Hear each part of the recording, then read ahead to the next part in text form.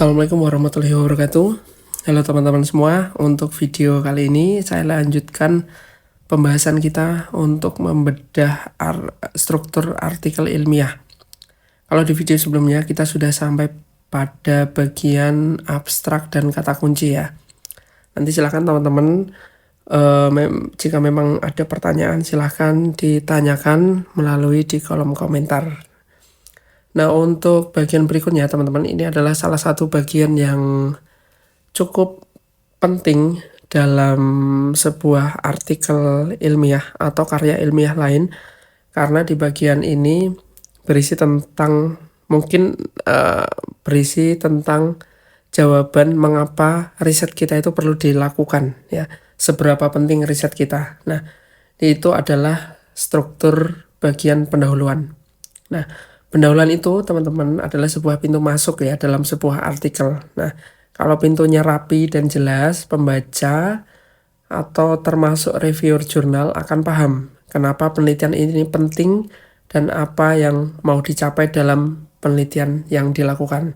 Nah, dalam pendahuluan itu tentu saja kita perlu memiliki pola penalaran dalam menjelaskan sebuah masalah ya atau urgensi dalam riset kita. Nah, oleh sebab itu teman-teman bisa menggunakan pola deduktif ya, dari pola umum ke khusus ya, bukan induktif. Kalau induktif itu barangkali lebih cocok ketika kita membuat semacam materi ajar gitu ya, karena dimulai dari contoh yang spesifik baru nanti dijelaskan secara umum.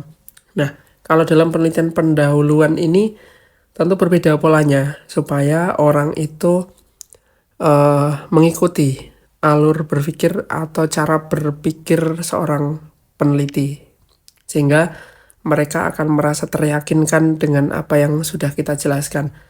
Nah, dalam konteks pembuatan pendahuluan teman-teman, kalau kemarin kita sudah berproses untuk menulis draft pendahuluan yang saya berikan batas minimal 5 paragraf dengan berbagai macam sitasi yang tentu saja mendukung untuk pendapat atau argumen dalam pendahuluan. Nah, setelah itu teman-teman nanti silahkan kembangkan untuk latar belakang yang kemarin sudah dibuat itu menjadi paling tidak 1,5 halaman ya, dengan nanti ukuran fontnya ya standar ya, mungkin 11 atau 12. Sehingga teman-teman nanti silakan dikembangkan untuk pendahuluan, lalu nanti disesuaikan juga untuk alur berpikirnya. Nanti untuk teman-teman yang belum menggunakan pola deduktif bisa disesuaikan. Nah, kemudian dalam pendahuluan itu teman-teman ada hal-hal yang penting untuk disampaikan. Yang pertama adalah isu umum. Ya, isu umum terkait dengan topik yang kita pilih ya, atau judul yang kita ajukan. Nah, teman-teman silahkan dijelaskan dulu secara umum topik itu tentang apa gitu. Nah, kemudian disajikan data-data penelitian terdahulu boleh, data-data berupa teori boleh, data-data empiris boleh, dari observasi dan lain-lain. Ya, intinya dari isu umum itu kita mencoba mengajak atau menggiring pembaca itu untuk mengikuti cara berpikir kita sebagai seorang penulis. Nah, setelah disajikan data, teman-teman nanti jelaskan urgensinya. Ya, urgensi dari penelitian itu apa? Mengapa penelitian itu penting ya dilakukan? Sehingga tadi saya sudah menyampaikan bahwa pendahuluan ini salah satu hal yang paling penting ya dalam sebuah artikel ilmiah, karena kita harus bisa menjelaskan dan meyakinkan bahwa riset kita itu penting ya. Nah, itu dijelaskan di bagian urgensi. Nah, setelah urgensi kita harus juga menyertakan research gap. Research gap itu bisa kita ambil dari penelitian-penelitian terdahulu. Nah, teman-teman bisa cari referensi misalnya di Google Cendekia atau portal Garuda atau sumber database yang lain ya. Misalnya Scopus juga bisa, dan lain sebagainya. Intinya positioning dari penulis itu harus kita tunjukkan. Posisi kita itu di mana gitu ya dalam menulis artikel itu. Kemudian baru kita tentukan rumusan masalah ya. Setelah rumusan masalah baru jelaskan tujuan penelitiannya apa, kemudian manfaat.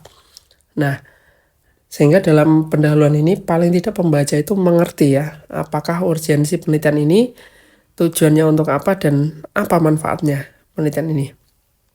Kalau memang tidak ada manfaat ya buat apa diteliti gitu. Kalau tidak ada tujuan ngapain diteliti ya. Sehingga ini perlu dituliskan dalam pendahuluan. Kalau dalam format skripsi itu biasanya kan disajikan dalam subbab ya. Nah, kalau artikel ilmiah itu tidak. Nanti disajikan dalam bentuk paragraf-paragraf. Nah, untuk contohnya teman-teman nanti saya kirimkan untuk contoh pendahuluan di project kita ya. Nah, kemudian teman-teman untuk contohnya seperti ini. Misalnya ini contohnya adalah contoh judulnya ya. Pengembangan modul pembelajaran menulis teks deskripsi bermuatan elemen kebinekaan global peserta didik kelas 7. Nah, ini alur pendahuluannya bagaimana? Nah, kita bisa memulai dari kondisi atau konteks dari penelitian kita.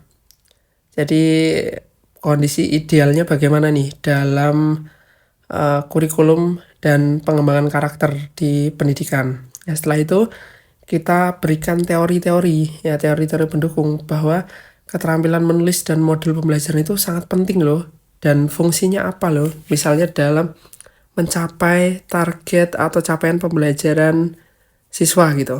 Nah, kita tunjukkan dengan teori-teori itu, kemudian kita tunjukkan realitanya ya, atau permasalahan yang terjadi ya di proses pembelajaran. Nah, inilah yang disebut sebagai gap ya, atau masalah dalam pendahuluan. Karena masalah itu kan kesenjangan ya antara teoretis dan praktis. Teorinya menulis dan modul pembelajaran itu penting, realitanya itu ternyata untuk keterampilan menulis itu belum tercapai ya, padahal ini sangat penting ya dalam pembelajaran. Sementara ketersediaan modul pembelajaran itu juga tidak ada. Nah, terus kemudian barulah kita berikan solusi. Nah, solusi ini bagian dari judul kita. Solusinya apa ketika kita melihat masalah? Nah, seorang peneliti itu harus jeli dalam membidik sebuah masalah ya. Untuk memberikan solusi itu juga harus tepat.